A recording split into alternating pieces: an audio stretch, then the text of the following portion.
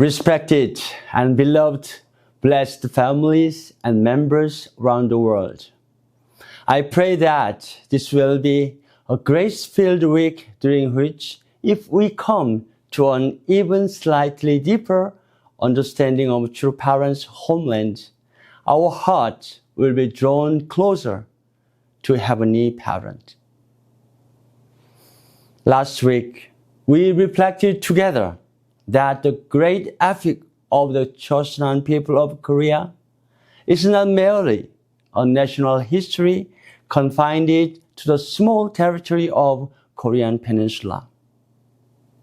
Rather, it is a meticulously prepared providential blueprint through which Heavenly Parents has quietly worked to bring about humanity's salvation and the family tree of heart that binds us all together as Heavenly Parents' true children. Based on this, I invite members around the world to reflect deeply this week on why it is essential for us to understand the history and culture of the land where true parents were born and to explore both its significance in the history of human civilization and its universal value. I would especially like to share with our worldwide members from diverse cultural backgrounds why this journey of learning becomes a sacred rite of passage in completing our identity as a person of faith. By tracing heaven's providential course, woven throughout humanity's spiritual history, I hope to offer an answer to this important question. Dear brothers and sisters, as we look back on the course of humanity's spiritual and intellectual journey, we find within this vast history two great mountains standing tall, guiding the destiny of humankind. The great root of Western civilization was formed through the convergence of Hellenism, centered in Greece and Rome, laying the foundation of human intellect and the rule of law, and Hebrewism, centering in Canaan and Palestine, sustaining a fervent faith in the one true God. The historical union of these two currents becomes the spiritual foundation of Western Christian civilization as we know it today. At the same time, Eastern civilization likewise unfolded through two great traditions. Buddhism, originally centered in India, sought to the true nature of the human mind and the path to spiritual liberation, while the Confucianism, centering in the Far East, established the moral norm for human conduct and the fundamental order of heaven. Together, these two traditions formed the essential framework of Eastern thought. For thousands of years, this great civilization of East and West matured independently within distinct geopolitical settings, each preparing for last days promised by heaven.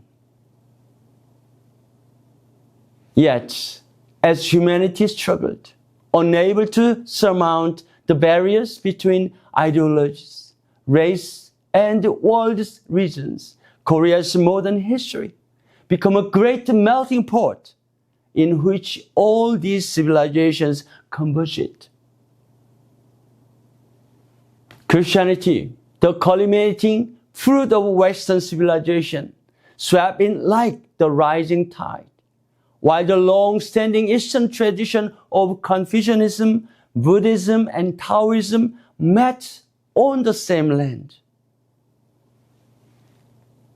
On the basis of this great convergence of civilizations, There finally appeared on the Korean peninsula the ones who embodied the spiritual essence of both East and West, through Father Sun Myung-moon, the returning Messiah, and the true Mother Hak Ja-han, the only begotten daughter who has come for the first time.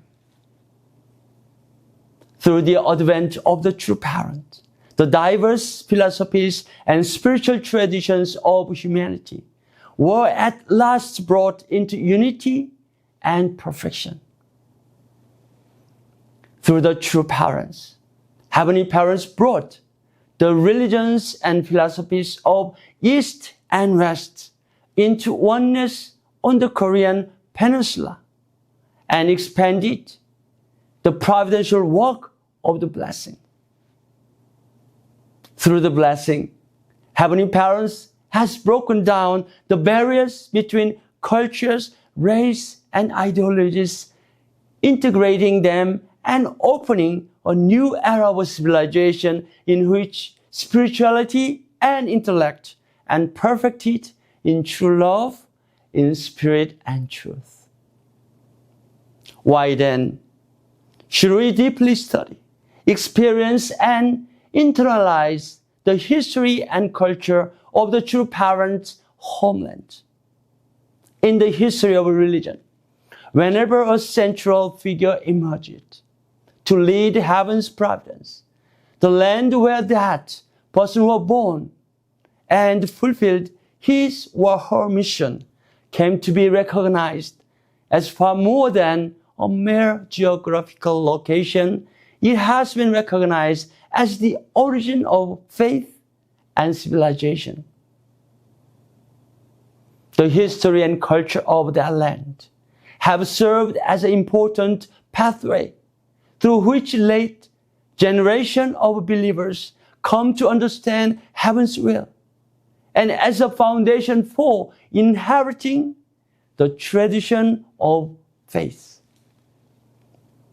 In the Old Testament era, believers came to understand God's providence by studying through the scriptures the history and tradition of Canaan, the land that bears the imprint of Abraham, Moses, and the prophets. Christians of the New Testament era regard the land of Israel and Palestine, where Jesus was born and proclaimed it the gospel, as their spiritual homeland, while embracing its history and culture as an integral part of their faith. Even today, they continue to rediscover its significance through making pilgrimage to the Holy Land and studying the Bible. In Buddhism, the sacred site of India where Sakyamuni Buddha attained its enlightenment, have been revered as the origin of the faith, and Buddhists have continued to explore the realm of the spirit. In Confucianism, the history of ancient China, where Confucius thought, along with the culture of ritual propriety, has been upheld as the wellspring of Confucian tradition passed from generation to generation. Likewise, Muslims honor the land of Arabia, where the Prophet Muhammad received his revelation as holy ground and continue to uphold its history and traditions as an essential foundation for their religious life. In this way, all of the humanity's great faith tradition have discovered their identity within the history and culture of their central figures, learning from that spiritual legacy and faithfully carrying it forward. Beloved, bless the families and members around the world by attending to your parents who have united the intellectual and religious foundation of the West with the spirituality and the moral tradition of the East, thereby opening the way to a world of true peace, we have transcended all boundaries of lineage and ethnicities. As inheritors of the lineage of true parents' true love, we have become the direct children of Heavenly Parent. For this reason, learning about the great epic of the chosen Han people of Korea is by no means the detached study of another nation's history, but a sacred homecoming of the heart. In coming to know about the homeland of our true parents, who have brought the civilizations of East and West to fulfillment, we awaken to the foundation of heart and lineage, prepared by Heavenly Parent throughout the long course of the providence, and rediscover the true homeland of our faith. Through this path of learning, we come to embody in our lives the universal love and heart of true parents, who wove into one the providence of both East and West, and to grow into full maturity as Heavenly Parents, true sons and daughters living in the era of Cheonilguk.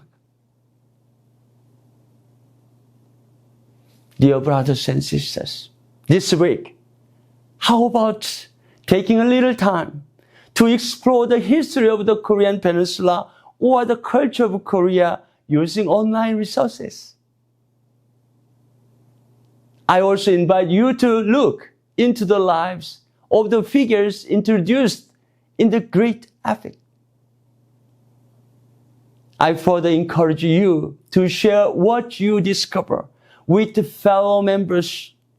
Learning deepens when it is shared, and such exchanges can become precious opportunities to gain new insight and realizations from one another. Beginning wherever your interest leads you, I encourage you to deepen your understanding of true parents' homeland step by step, and thus experience a spiritual homecoming. Through this journey, may we become ever more deeply connected to the heart of Heavenly Parents and true parents, and grow as true sons and daughters of Cheonilguk, who embody their love and tradition in our lives. Next week, we'll explore more specifically what we can learn through the great epic of the chosen Han people, and how we can implement that learning in our lives. May the abundant love and blessings of Heavenly Parents and true parents be richly present in your families and in all aspects of your lives during the coming week. Thank you, and once again, may Heavenly Parents bless you.